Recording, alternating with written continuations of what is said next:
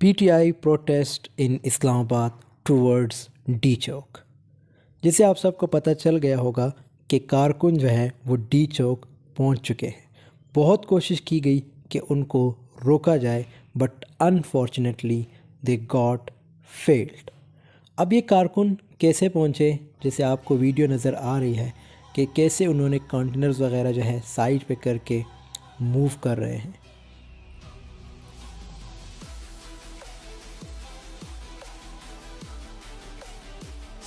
आप देख सकते हैं। इसी तरह इस्लामाबाद में जो है हालात बहुत ही ज़्यादा ख़राब हो चुके हैं। फ़ौज तहत तलब की गई है। आर्टिकल 245 के तहत उन्हें ये भी कहा गया है कि वो जो अवाम है जो इंतशार पे ला रहे हैं उनको शूट कर सकते हैं, बट फ़ौज ने जो है ये ऐलान कर दिया है कि भाई हम अपनी आवाम पे जो है वो गोली नहीं चला सकते।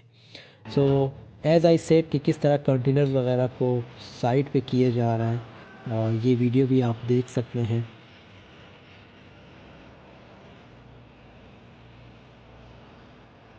आप देख सकते हैं वहाँ पे लिखा भी है कि लाइक 804 जो नंबर है इमरान खान का, KD 804।